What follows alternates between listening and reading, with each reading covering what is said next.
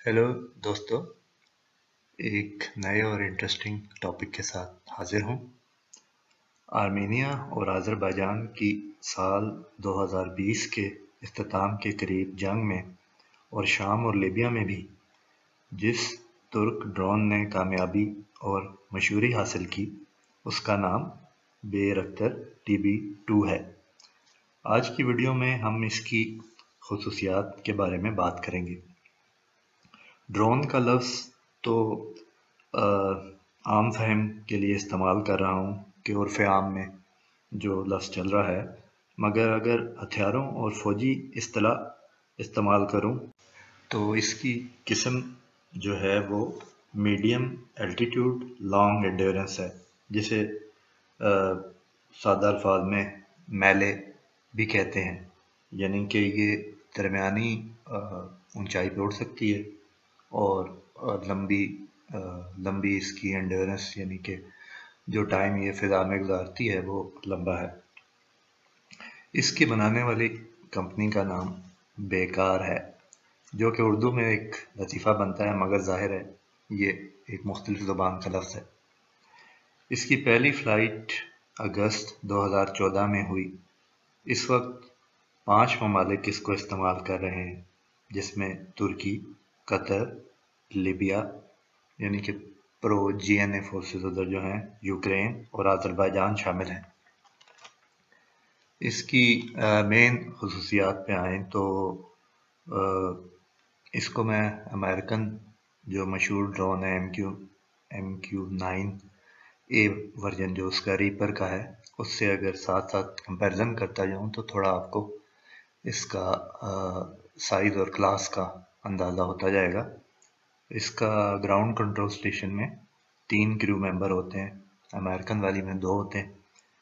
इसकी जो total length है वो 21 फीट है, अमेरिकन सिस्टम की 36 फीट है।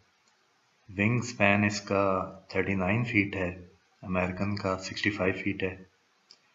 इसका मैक्सिमम टेक ऑफ वेट यानी कि जब ये उड़ती है तो कितना उसका अपना वज़न प्लस उसने जो वज़न उठाया होता है वो कितना है, वो 650 किलो है, जबकि अमेरिकन उसका 4760 kg। ज़ाहिर है ये उससे मैचिंग तो नहीं है, लेकिन मैं फ़र्क करने के लिए इससे मैचिंग तुर्की की एक और एकेंसी के नाम से ड्रोन है, जिस पे मैं कोई एक अलग वीडियो करूँगा जिसमें कंपैरिजन हम देख लेंगे।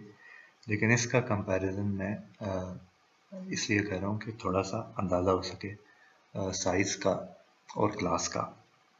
तो पेलोड ये 150 किलो उठाती है वज़न, और वो अमेरिकन 1700 किलो उठाती। पावर प्लांट यानी कि इसका इंजन जो है वो 100 हार्स पावर का है, जबकि अमेरिकन MQ-9 का 900 हार्स पावर का है। मैक्सिमम स्पीड इसकी 220 किलोमीटर पर आवर है, जबकि अमेरिकन MQ-9 की 482 किलोमीटर पर आवर है, 482 किलोमीटर पर आवर। और सर्विस सीलिंग यानी कि मैक्सिमम कितनी ऊंचाई तक उड़ सकती है, वो इसकी 27,000 फीट है, यानी कि 8.2 किलोमीटर बनती है तकरीबन, जबकि अमेरिकन MQ-9 का 50,000 फीट है। एंडोरेंस इसकी 24 आवर है, 24 आवर्स है, जबकि अमेरिकन की एंडोरेंस ये एक वाहिद फीचर है जो कम है, और ज़ाहिर है एंडोरेंस कम होने की अमेरिकन में वजह उसका पेलोड भी है जो अच्छा खासा होता है। तो इसकी अमेरिकन की 14 आवर्स है सिर्फ, जबकि इसकी 24 आवर्स है। बाकी इस पे अपना इमेजिंग और टारगेटिंग सेंसर जो है एसेल्सन इनकी जो एक और कंपनी है उसने बनाया है, CATS के नाम से।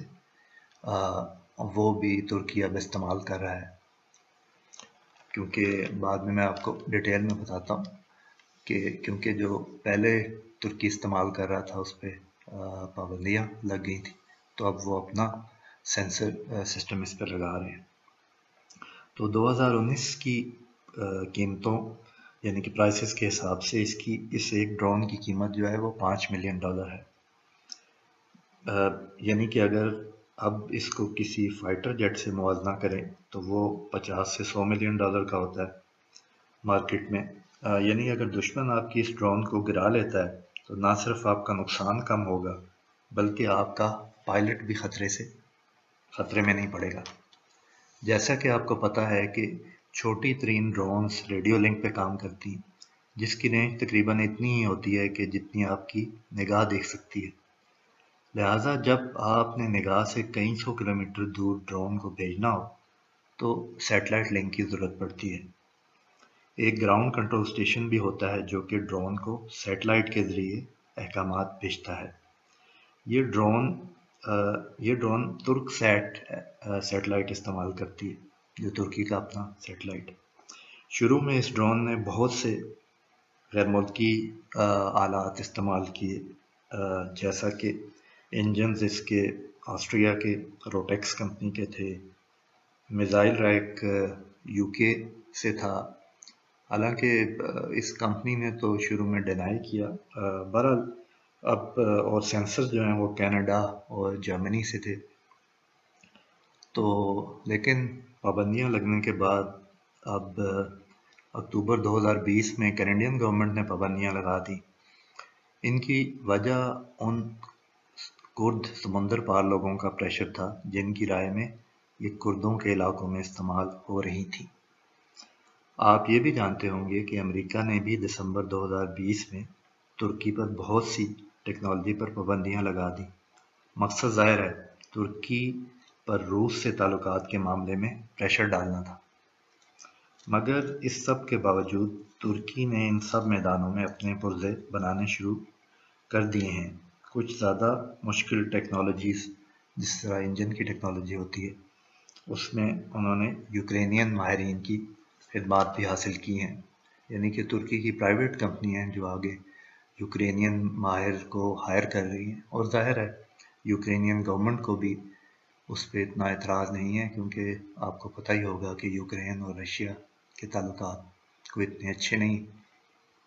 तो इसलिए यूक्रेन और तुर्की के ताल्लुकात कदरे बेहतर हैं, क्योंकि दोनों ही रूस को एक शक की निगाह पे देखते हैं। उस इलाके में जो रूस का इन्फ्लुएंस है या जो रूस की जो भी वहाँ पे इंटरेस्ट है। कतर के 2018 में 6 ड्रोन बेचने का मुआहदा हुआ था। जनवरी 2018 में यूक्रेन के साथ 12 ड्रोन और 3 ग्राउंड कंट्रोल स्टेशन भेजने का मुआहदा $69 मिलियन में हुआ। इसका इस्तेमाल शाम और लीबिया में भी हुआ, मगर अज़रबैजान ने बड़े पैमाने पर इसका इस्तेमाल किया। सवाल ये पैदा होता है कि क्या ये जदीद ड्रोन्स पायलट वाले जहाज़ों को मुकम्मल तौर पे ख़त्म कर देंगी? तो जवाब ये है कि अभी नहीं। हो सकता है आज से 20-25 साल बाद, मगर फौरी तौर पे नहीं, क्योंकि तुर्की की ये ख़ास ड्रोन इस वजह से कामयाब हुई कि आर्मीनिया का एयर डिफेंस सिस्टम काफ़ी पुराने हथियारों पर मुश्तमिल था। ख़ास तौर पे रूसी किस्म के मिसाइल यानी कि जो एयर डिफेंस मिसाइल थे वो 40 से 50 साल पुराने हैं, जो कि जहाज़ साइज़ के टारगेट के लिए अभी भी कारगर हैं, मगर UAVs इनके लिए बहुत छोटा और मुश्किल टारगेट हैं। अगर फ़र्ज़ करें यही अज़रबैजान की ड्रोन्स अगर अमरीकी, रूसी या चीनी एयर डिफेंस सिस्टम को तोड़ने की कोशिश करती तो मुश्किल काम था। लेकिन इस ड्रोन के इस्तेमाल ने दुनिया भर के जो अस्करी माहिरीन थे उनको सोच में ज़रूर डाल दिया है कि इसका मुकाबला किस तरह से किया जाए। तुर्की की इस ड्रोन की कामयाबी की वजह से उनकी इंडस्ट्री को भी क्योंकि इंडस्ट्री में सबसे बड़ा इशू यही होता है कि क्या एक्चुअल लड़ाई में इसका इस्तेमाल हुआ है या एक्चुअल लड़ाई में कोई चीज़ कामयाब होती दिखाई दे। तो फिर दुनिया भर में बहुत से ऐसे मुल्क हैं जिनकी तो कभी जंग भी नहीं होती, लेकिन उन्होंने ایک وار ٹیسٹڈ جو ہے وہ ہتھیار دیکھنا ہوتا ہے. تو اس کی وجہ سے اس ڈرون کی اس کامیابی کی وجہ سے ترکی کی اور بھی بہت سی اسی کمپنی کی جو نیکسٹ ڈرون وہ بنا رہی ہے کنسی کے نام سے، اس پہ بھی میں ایک نیکسٹ ویڈیو کا میرا اسی کا پلان ہے. تو اس وجہ سے اس میں انٹرسٹ بھی بڑھتا ہے اور زیادہ جو آپ کو ہیں ملک کو کانٹیکٹ کرتے ہیں اور آپ کی اس چیز کے بکنے کا چانس بڑھ جاتا ہے جب وہ چیز اس طرح سے کمرشلی سکسیسفل دکھائی دے. تو آئندہ بھی اس طرح کے انٹرسٹنگ ٹاپکس کے ساتھ آپ کی خدمت میں حاضر ہوں گا. کمنٹس، لائک اور شیئر ضرور کیجیے گا اور بتائیے گا کمنٹس میں کہ آپ کس طرح کی اور کن ٹاپکس پہ اور کس طرح کی ویڈیوز چاہتے ہیں. اور اگر کوئی سوال ہو آپ کے اس کے بارے میں تو میں بخوشی ان کا کمنٹس میں جواب دوں گا. کمنٹس میں اپنے سوال ضرور لکھیے گا. آئندہ کے لیے ٹیک کیئر.